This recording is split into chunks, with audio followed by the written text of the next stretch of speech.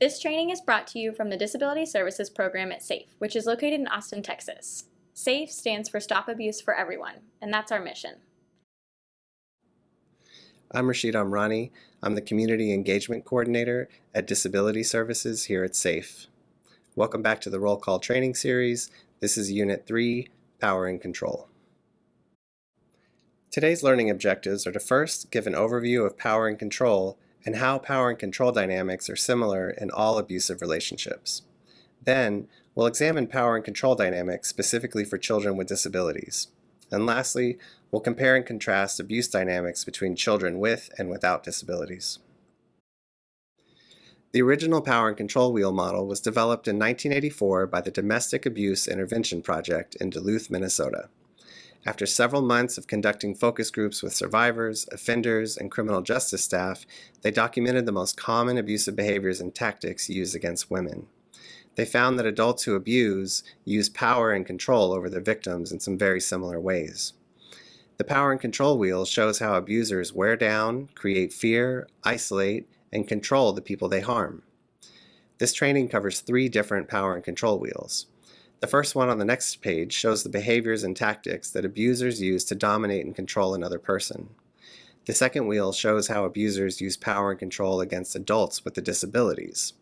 And the third wheel details tactics used to dominate and control children. We can learn a great deal from these wheels about any abusive relationship, including our focus, children with disabilities. The words power and control are at the center of the wheel. An abuser systematically uses threats, intimidation, and coercion to instill fear in another individual. Other tactics used to control include emotional abuse, economic abuse, isolation, using children, minimizing, denying, and blaming. These behaviors are the spokes of the wheel. The wheel visually outlines the intents and impacts of violence. Power and control wheels have been helpful in educating those experiencing abuse and for those perpetrating violence as well. Individuals experiencing abuse can use the wheel to understand how the tactics and behaviors were used against them. Survivors may also recognize that their experiences are not singular. There may be comfort in the awareness that other survivors have gone through similar experiences. The wheel is also used in groups for people who use violence to help them identify their own patterns and tactics of abuse.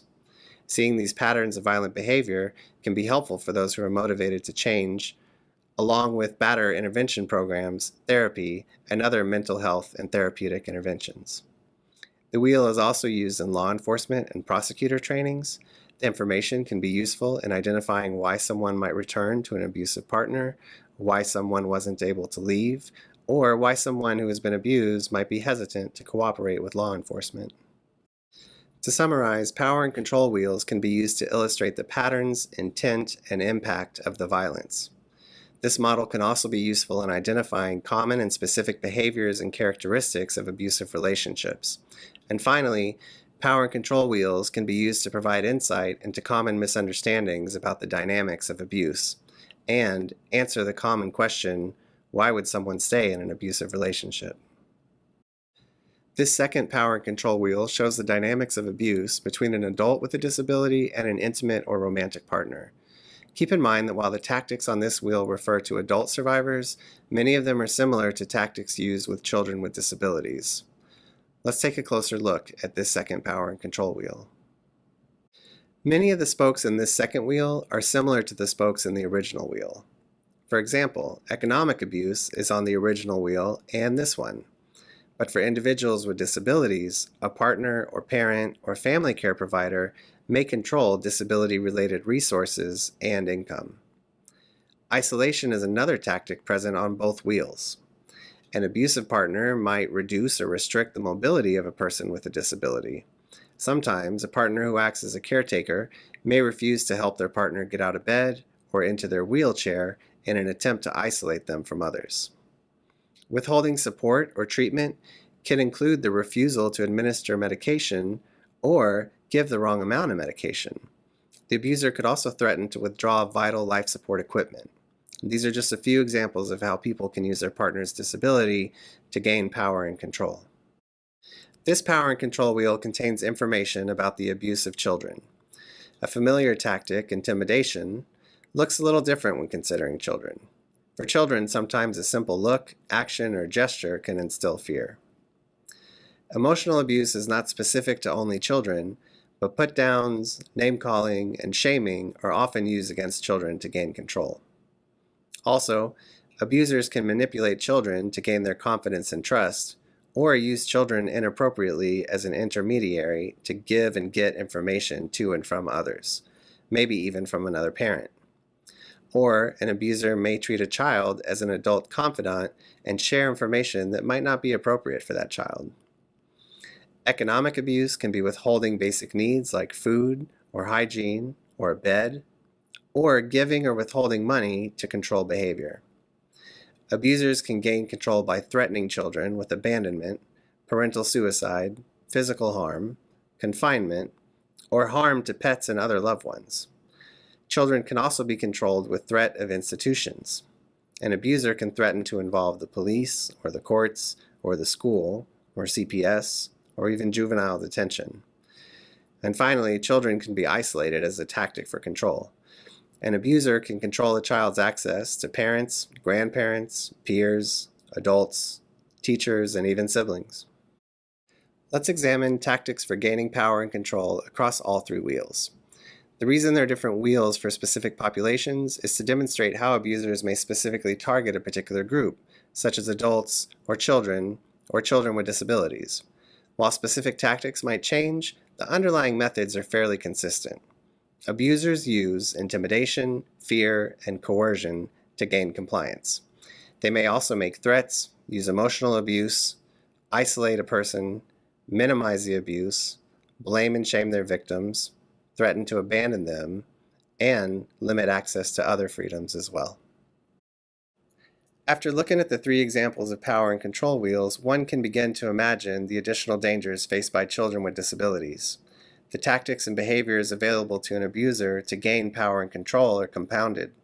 Children with disabilities face multiple levels of isolation, intimidation, and withdrawal of care. An abuser can publicly or privately shame and humiliate the child because of how they communicate, how they get around, how they think, how they look, and even that they need medication. They can over or under medicate to produce a desired behavior or to make a child less responsive. They can threaten the child with isolation from family members or caregivers, or even threaten to send them to an institution or care facility. Let's begin to look at similarities and differences in abuse of children with and without disabilities. One similarity is that the most common form of abuse is neglect. And following neglect are physical abuse, sexual abuse, and emotional abuse. So what's different? The rate of abuse, for one thing. The World Health Organization found that children with disabilities are almost 4 times more likely to experience violence than children without disabilities. Findings from the review indicate that children with disabilities are 3.6 times more likely to be victims of physical violence and almost 3 times more likely to be victims of sexual violence. Children with mental or intellectual disabilities appear to be at the highest risk, with 4.6 times the risk of sexual violence compared with their non-disabled peers. Why are the discrepancies in rates of abuse so different? Sadly, one reason is that our society unfortunately continues to discriminate and express prejudice against people with disabilities of any age. In the U.S., youth and adults with disabilities live in relative isolation and invisibility. There's still a belief that children and adults with disabilities are not able to live and thrive in the general community. There are also false assumptions about what children with disabilities can and cannot do, or communicate, or know, or learn, or feel. Loneliness and desire for human connections can also lead children to trust unsafe people. If someone is lonely, craving human connection, they're at higher risks for engaging and complying with someone offering friendship, social opportunities, or words of affection and support. Children and youth with disabilities are commonly isolated from peers at school or are not included in community activities and groups like after-school or summer programs. These experiences increase isolation and raise the risk for abuse. Communication barriers may increase the risk for abuse. We know that people who use violence are skilled at identifying potential victims that they believe do not have a lot of power. The risk for abuse increases if a person who uses violence feels like a child may not be likely to report what happened or may not have the ability to report. Why else might there be discrepancy rates? Learned compliance is when a child is taught to comply without question or resistance to their authority figures. This can significantly harm a child's ability to advocate for themselves and to communicate when they're being hurt or if they're not comfortable with the request. Over time, a child will stop communicating when they learn they will be shamed or punished if they say no or express feelings like anger, grief, or sadness. Compliance training is often intended to teach or shape behavior to be more socially acceptable, but often the consequence can leave children without an ability to speak out about abuse or to seek help. Frequently, for children with disabilities, personal care is not based on a child's consent. If someone is accessing a child's personal space or their body without asking first, a child's freedom to set physical boundaries can dissolve. Then it becomes very difficult to recognize what touch is okay and what touch is exploitive. This dynamic increases the risk for children who need physical assistance with dressing, bathing, or using the restroom. Children should be taught early to set boundaries about their space and bodies, and that they have the right to say no and to know the names of their body parts. This type of safety and healthy boundaries education would teach children to recognize abuse and when something is not okay and how to report it. Sexuality education would also help reduce risks of abuse for children. For example, reporting sexual abuse is a huge barrier when children do not know the words for their own body parts, do not have pictures or words for body parts programmed into their communication devices or apps. When children with disabilities are excluded from sex education or receive sex education that is not accessible to them, they are left without information or skills to increase their own safety. Children with disabilities may also have multiple caregivers and service providers, ranging from bus drivers to personal attendants to medical and therapeutic personnel. This increases access to the child and increases the chances that one of these rotating caregivers will cause harm to the child. Additionally, parents, caregivers, police, and others are not commonly provided training to identify crimes against children with disabilities. This education and training is important because without it, adults in the lives of children with disabilities are less likely to be able to notice and identify common signs of abuse and neglect and positively intervene. That concludes Unit 3 of the Roll Call training series. Power and control dynamics are similar in all abusive relationships, but those dynamics can be stacked and compounded for children with disabilities. Children with disabilities are at an increased risk of abuse for several reasons, including communication barriers, limited privacy and physical boundaries, and a lack of education about consent and healthy, safer relationships. Next, in Unit 4, Trauma in Children, we'll discuss the effects of trauma and traumatic events, focusing on children with disabilities. On behalf of our whole team here at Safe Disability Services, thank you for supporting child victims with disabilities.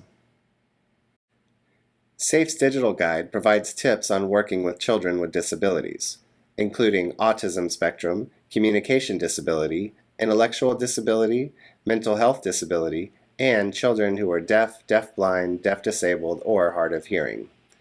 The digital guide works like a smartphone app and can be used by anyone, including law enforcement, child protective services personnel, teachers and parents, and other related professionals. Each area of disability has a section on what to know, tools, and responding to distress. The guide also has 2 general sections covering communicating, interviewing, and responding to specific signs of distress. For download instructions, visit allkidssafe.org.